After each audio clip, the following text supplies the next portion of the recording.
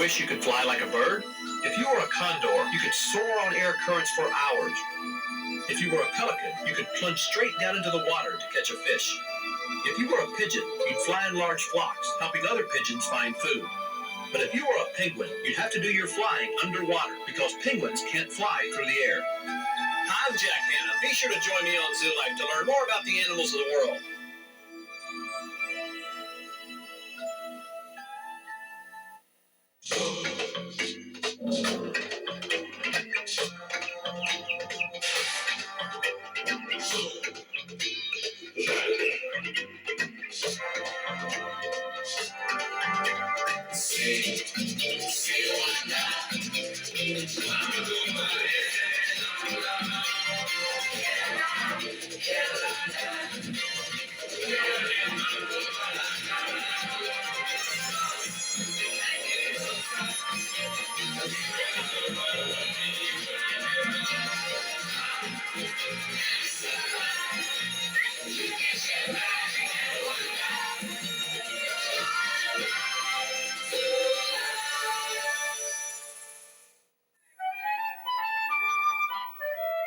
Well, I guess this is what you'd call a bird's eye view.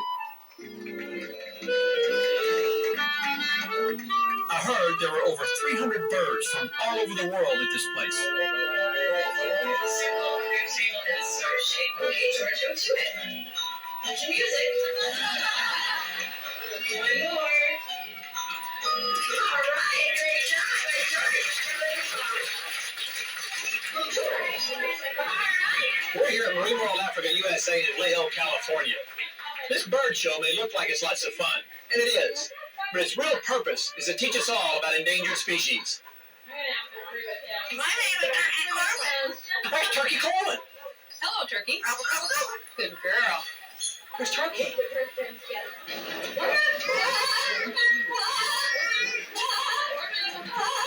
All right, well, Turkey needs to warm up too.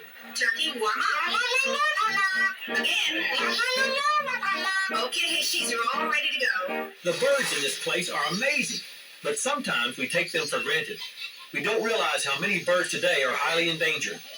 After the show, I talked with Lori Hill, who introduced me to some of the birds she cares for. Is this a peregrine falcon? This is a peregrine falcon, right? They've been clocked at stoops of up to 200 miles an hour. Now, people think of birds that are endangered, they think of tropical rainforests, but this lives right here in this country. Exactly, yes. And they one time their numbers got extremely low. In California, they were down to 3 breeding pairs. 3 pairs? About 15 years ago. Right. Wow. And the reason for that is because of DDT was present in the environment. These birds are strictly bird-eating birds. They just eat other birds. And the birds that they were eating grain that was impregnated with DDT.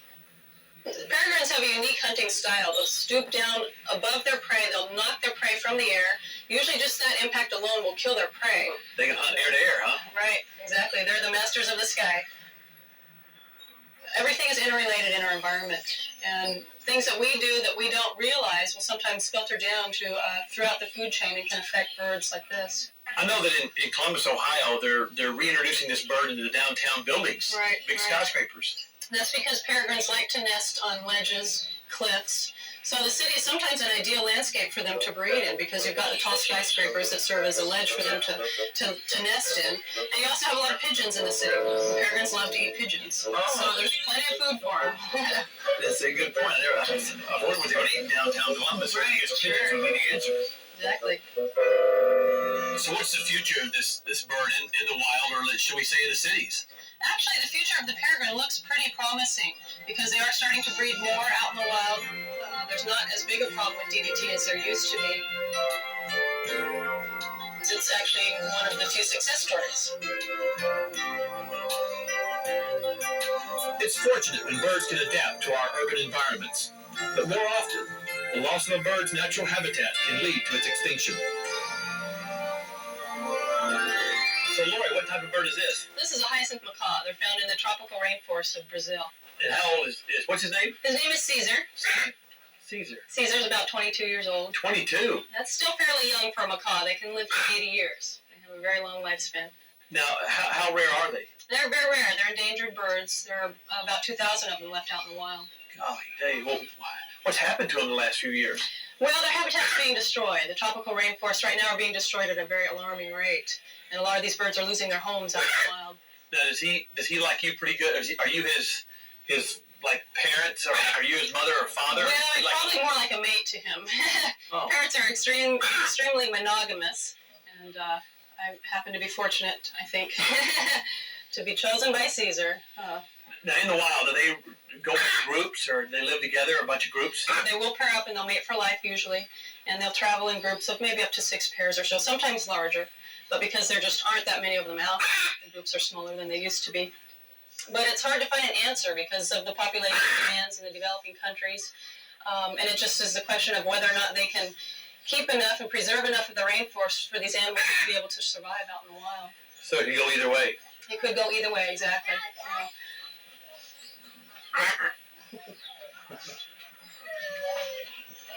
What? Cracker. No crackers. We get calls every week from people wanting to give us their parrots because they don't realize the difficulty of taking care of them in captivity. They need a lot of attention. They need a lot of care. They can be very loud, very destructive, and they're a lot like 2-year-old kids. They just require quite a bit of attention. Has Caesar ever flown away in the show and you couldn't get him back? We've always gotten him back. Sometimes he does take a little flight. He'll go up and land in a tree, but he's really well trained, and he'll fly right back down to us.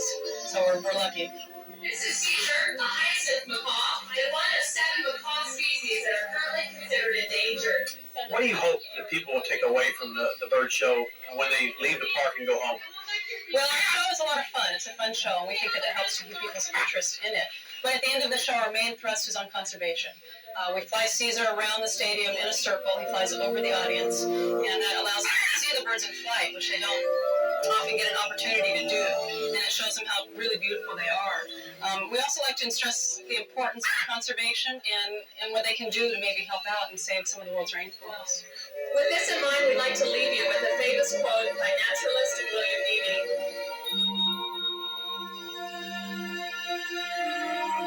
It's when the last individual of a race of living beings breathes no more.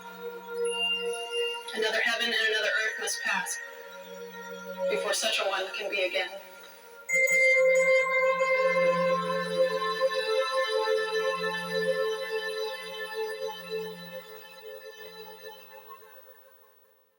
Flamingos certainly communicate with each other, flocking and squawking together in large colonies. Both parents usually raise a chick, but there is always an exception to nature's rule. They say there are some babies that only a mother can love, but here at SeaWorld of Florida, it's just the opposite. When a natural mother can't take care of its offspring, that's when the baby gets a new parent who's going to give it a lot of tender, loving care, like Julie here. Well, that is a new baby. Shadow is 18 days old. 18 days old. Now, what are you going to feed it here? We have a flamingo formula, and it's made up of fish, krill, which is a small shrimp, hard-boiled egg yolk, and high-pro baby cereal, as well as vitamins. And then we blend it up in a blender and make a flamingo milkshake. The flamingo chicks who were hatched at the nursery will stay here for several months. Assistant curator Julie Enzer feeds 5.5-week-old buck 3 times a day. Are you done? Are you done? Yeah.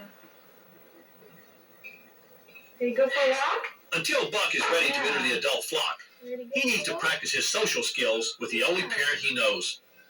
Good baby. That's a good baby. Come on. Later on, when they're introduced to the collection, they'll think they're a flamingo. Right now, they think that we're their parents. I don't have any children, so raising this chick is very satisfying when you see them grow up out in the colony and raise chicks themselves later on.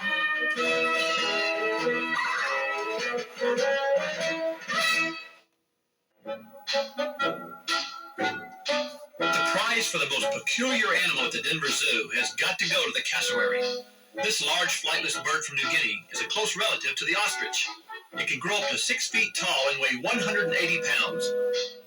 And if you think the adult is strange, well, you've got to meet these 6-week-old chicks. Keeper Suzanne Chacon might be called their exercise coach. Now, somebody says you take these for a walk. Yeah, we have to exercise their legs, otherwise they get crooked. Like this little guy, he's being taped right now to keep his legs from bowing. In captivity, we feed them such good food that sometimes they grow too fast and their legs can't keep up with it. In the wild, they're following their parents around all day, but here they have a tendency to sit unless we exercise them. Now, how do you do that? We just walk and they follow us. They think we're their mom because we've hand raised them since they hatched. So you just walk out here? They're imprinted on us. They think we're the mother, so they follow us. Come on, guys. These things supposed to be dangerous, aren't they? Yeah, they can disembowel people with their long toenails. They can do what? Disembowel people with their long toenails. Disembowel people? Right. That's like killing you. Right. And you like these things? Yeah, they're nice. When they're this little, the adults are kind of vicious. Do honest zoos have these? Not a lot of them. About 98% of all the cassowaries in captivity are related to our breeding pair. To your pair? Right. We've raised over 120 chicks here. Golly dang. Someone said that this is the largest land animal in New Guinea. That's right. Boy, that's hard to believe that a bird runs a place. I understand a New Guinea native can trade a cassowary for 8 large pigs or a wife. Well, I guess I don't need either one at the moment. So I think I'll leave these guys alone.